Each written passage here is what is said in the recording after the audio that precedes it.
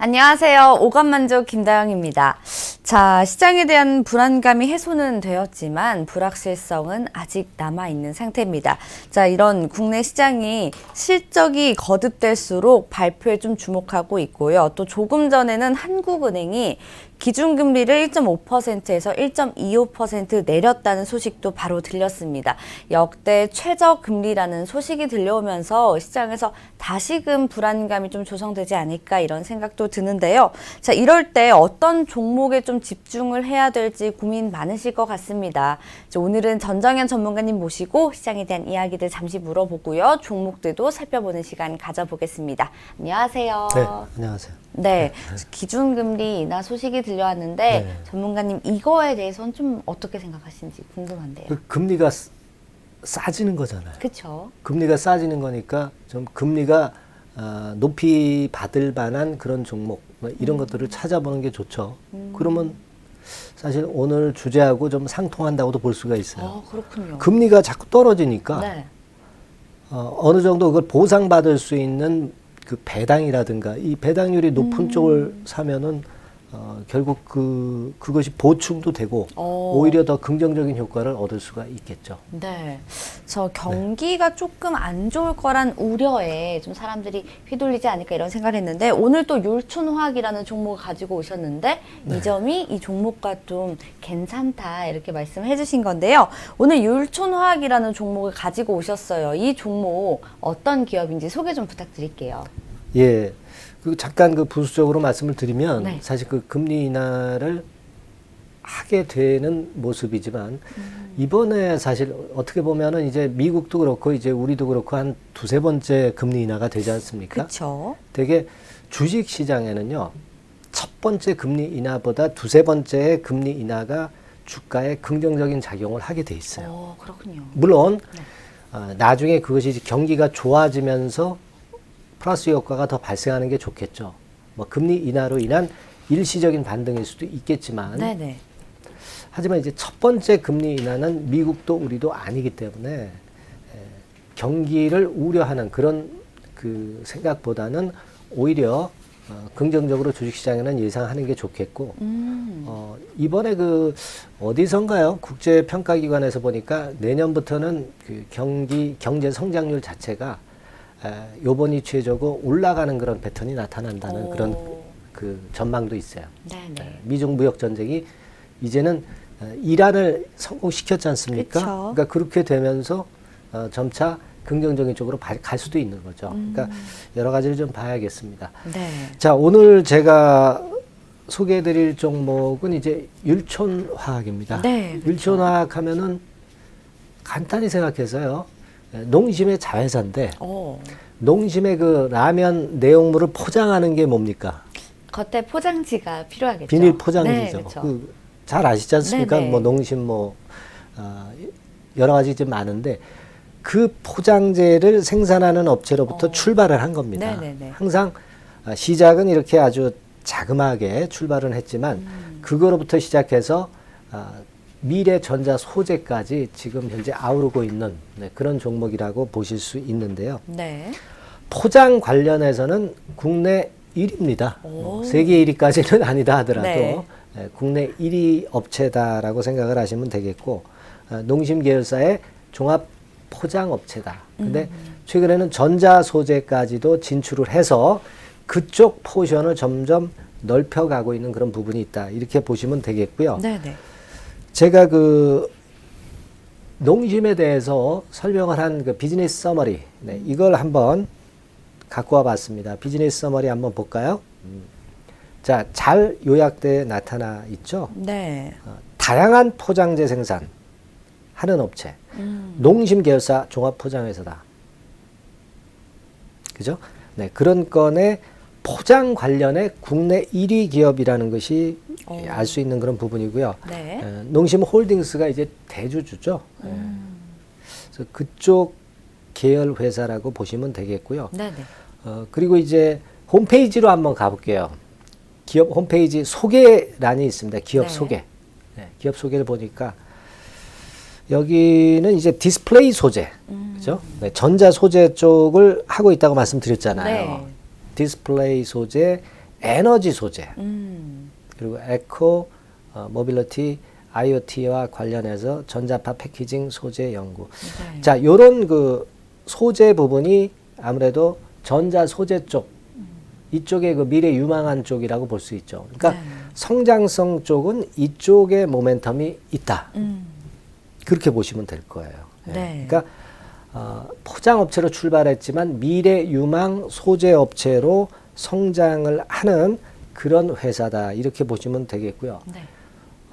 주주 구성을 한번 볼까요? 예, 아까 말씀드렸다시피 이제 농심홀딩스가 최대 주주 네. 네, 되겠고요. 그리고 매출 비중을 한번 볼게요. 좀 짙은 파란색이 이제 포장이죠. 네. 그리고 전자 소재는 옅은색, 옅은 색입니다. 뭐 연두에 가깝나요? 파랑, 연두 파랑에 가깝나요? 네, 그쪽이 이제 전자 소재. 옅은 파랑으로 나눠져 있네요. 예. 근데 이제 이 아무래도 그 전자 소재 쪽이 부가가치가 높겠죠. 비중은 작지만 부가가치가 높습니다. 이쪽 네. 비중을 현재는 자꾸 늘려가고 있는 그런 측면이 있다. 네. 그렇게 볼 수 있는 그런 기업입니다. 네. 네. 자, 미래 유망한 소재 업체로 성장 가능성이 있는 율촌화학입니다. 자, 그렇다면 이런 기업에 과연 약점이 있을까 싶은데 어떤 약점들이 있을까요? 최근에 제가 수급을 좀 보니까요. 네. 공매도가 약간 증가했어요. 일시적으로 공매도가. 증가한 건가요? 예, 근데 그 공매도가 어떻게 증가했나 그 부분을 한번 봐야 될 것 같은데요. 네. 종목별 공매도 추이를 한번 보면 한 보름 전인가요? 그때 약간 늘었었죠. 그리고 10월 11일 날 공매도가 하루 거래량 대비 공매도 비중이 12%죠. 12%. 12%면은 이게 많다 이렇게 보기보다는 거래가 적게 되기 때문에 공매도가 조금만 나온다 하더라도 비중이 좀 높아진 그런 측면이 있고, 가만히 보시면은요, 10월 11일 날 그 공매도 비중이 12.5%거든요. 네네. 근데 그때부터 주가는 오히려 올랐어요. 그렇네요. 그럼 공매도 세력 진 거죠. 네. 네, 진 겁니다. 그럴 때는 오히려 환매수가 나오면서 주가가 올라갈 때 환매수가 나오면서 오히려 주가를 더 위로 올릴 수 있는 역효과가 작용될 수 있어요. 네. 그러니까 일시적인 공매도가 좀 나왔다는 게 좀 부담이지만 그리 큰 문제는 아니고, 그리고 오른쪽에 그 대차 상황을 보면 빨간선 대차가 약간 증가한 것 같은데요. 네네. 그 주식수, 주수를 보세요. 한 83만 주죠. 83만 주 정도가 대차가 걸려 있는데, 하루 거래, 이 상장 주식수가 그 2,480만 주입니다. 거기서 80만 주라고 하는 것은 3% 후반대 정도의 대차가 걸려 있는 건데, 이거는 대차가 많이 걸려 있는 종목이 아니죠. 그 정도라면은 그다지 그렇게 크게 부담은 아닙니다. 네. 하지만 여하튼 공매도가 조금은 그 일시적으로 증가했다는 부분, 요 점이 이제 단점이라면 단점으로 볼 수가 있지 않나, 그렇게 보고요. 자, 그리고 우리가 볼 거는 이 아무래도 그 중소형주고 거래가 작고 하는 업체들은 이제 증권사의 보고서가 잘 안 나와요. 잘 안 나오죠. 네. 사실. 네. 그러니까 안 나온다고 해서 나쁘다 이렇게 보기보다는 증권사라든가 이 기관 외인들은 좀 등치가 큰 그 대형주 이런 쪽을 주로 투자를 하고, 네, 그러하기 때문에 이 중소형주는 잘 보고서를 안 냅니다. 기업이 나빠서 안 낸다기보다는 제가 볼 때는 중소형주 섹터이고 하기 때문에 안 나오는 측면이다. 2017년도까지는 좀 나왔습니다. 2017년도까지 나왔는데 그 이후에 안 나왔습니다만은 아마 실적이 조금 증가하면 이제 그때부터 한두 개씩 또 등장은 되리라고 보여져요. 네. 증권사 보고서는 원래 잘 안 나오는 종목입니다. 그래서 약점이라고 한다면 최근 증권사 보고서가 좀 부재하다는 거, 네, 이 부분을 생각할 필요는 있겠습니다. 네. 그리고 이제 상대적인 저평가 메리트가 다소 부족한 그런 측면이 없지 않아 있습니다. 뭐 이를테면 그 동원 시스템즈라고 이제 포장재 사업을 하는 기업이 있어요. 이 동원 시스템즈하고 보면은 퍼나 그 PBR 이런 걸로 네네. 우리가 간접 비교를 하지 않습니까? 근데 동원 시스템즈 같은 경우는 제가 조사를 해보니까 금년 실적 대비해서요.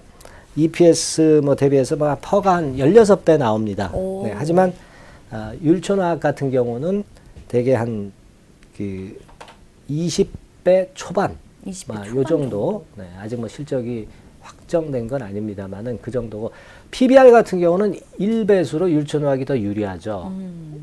그리고 동원 시스템즈 같은 경우는 한 2배 수준이 넘어갑니다. 네, 그 부분은 이따가 긍정적인 관점에서 다시 한번 살펴보도록 하겠고요. 네. 일단 뭐 상대적으로 저평가 메리트가 조금 부족한 점, 이런 점들이 좀 약점이라고 볼 수 있습니다. 그리고 이제 우리가 자기 자본 수익률이 좀 높아야 되잖아요. 그렇죠. 근데 자기 자본 수익률 ROE가 조금은 떨어져 있어요.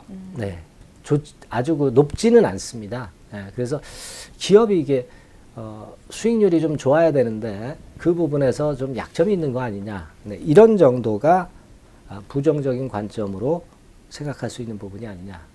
이 정도로 봅니다. 네. 네, 저희가 율촌화학의 좀 약점이라고 꼽을 수 있는 점들을 살펴봤는데요. 자, 그렇다면 긍정적인 관점들은 굉장히 좀 크게 다가올 것 같거든요. 상대적으로 아무래도 소재 사업의 성장성이 좀 가장 커 보이는 게 긍정적인 면 아닐까 이렇게 생각하는데 어떻게 생각하시나요? 어떤 면이요? 잠깐. 네, 소재 사업의 성장성이 그렇죠. 보이는 것이 가장 예. 조금 메리트가 있지 않나. 예, 맞습니다.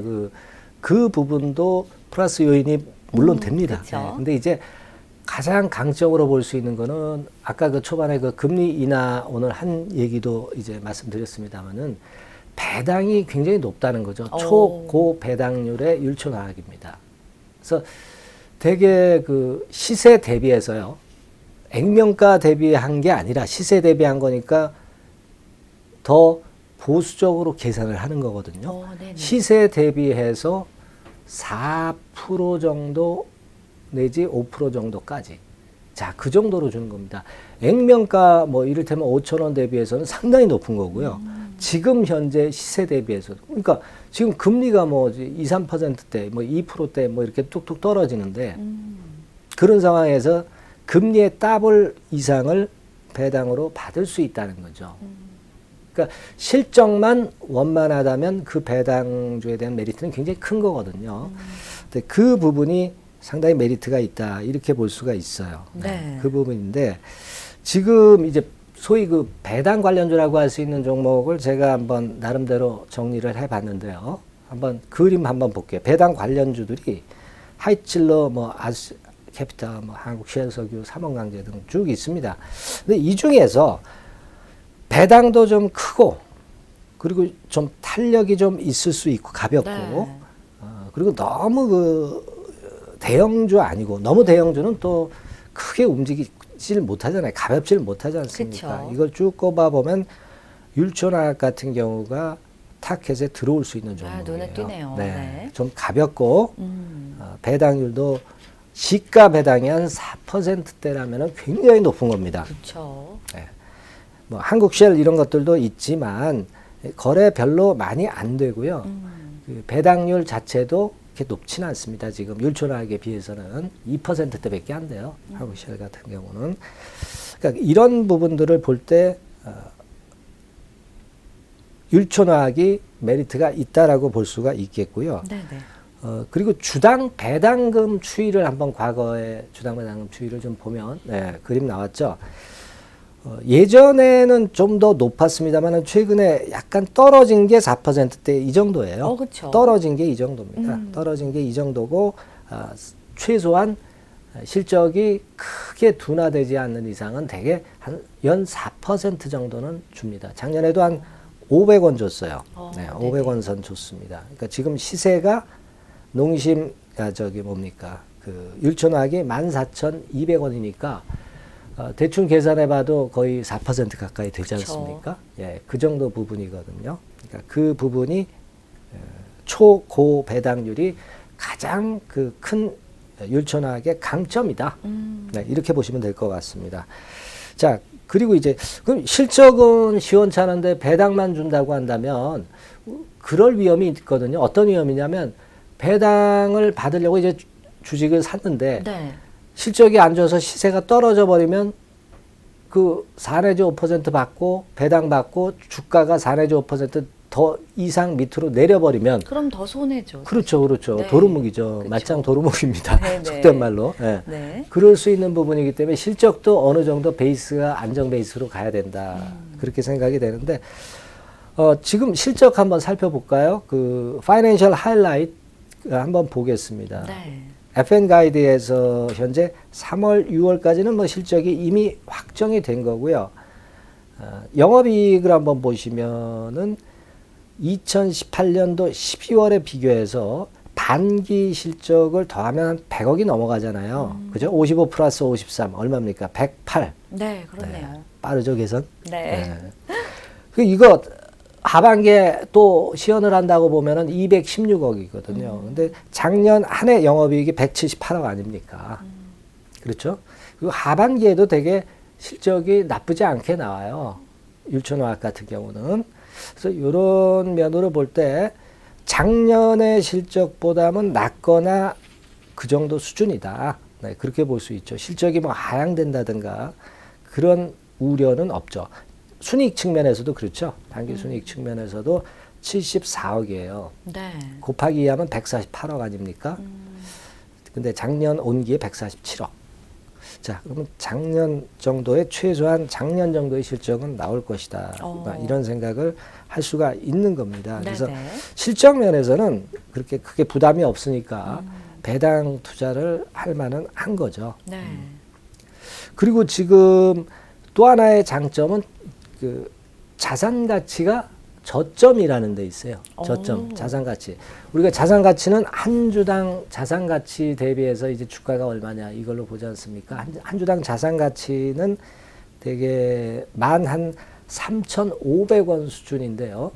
지금 주가가 14,150원이니까 거의 1배 조금 넘을 정도. 그죠? 네, 1배 조금 넘을 정도입니다. 근데 과거에는 그럼 어땠느냐? 네, 이걸 한번 살펴볼 필요가 있지 않겠습니까? 그죠? 네. 그래서 주가 관련 지표라고 있죠. 주가 관련 지표 한번 보면 예, 여기 제가 체크는 안 했습니다. 네. 근데 표가 나와 있네요. PBR 같은 경우가 되게 그 저점이 한 0.8, 0.9 뭐 이런 정도 수준이죠. 1이 안 되는 수준이고요. 그죠? 네. 네. 그러니까 지금 한 1.1배 수준. 그죠? 이제 최고 높을 때는 되게 1.7배. 네. 뭐 아주 편차가 고조가 아주 크지는 않습니다.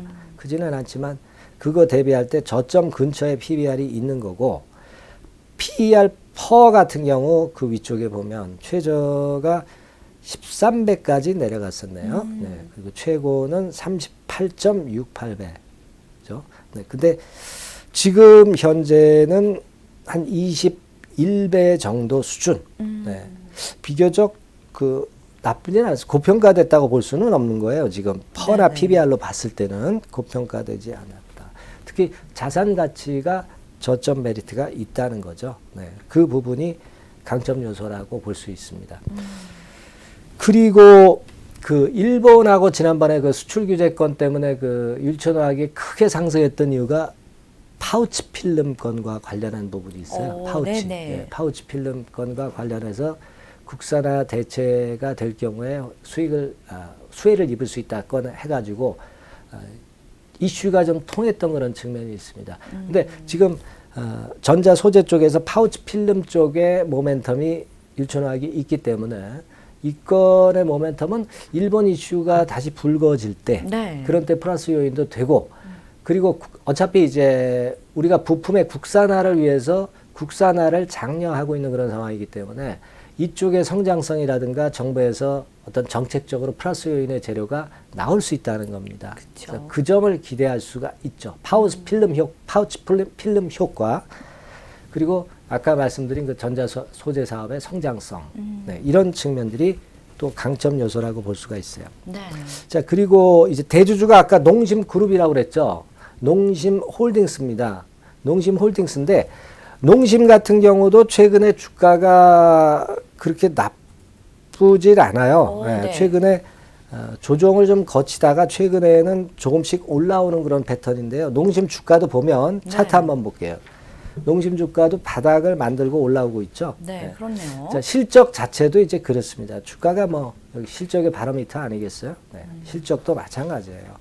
자, 이런 대주주인 농심그룹의 실적이 좀 살아나고 있다는 부분도 긍정적인 요인으로 볼 수 있다. 그렇게 볼 수가 있어요. 네.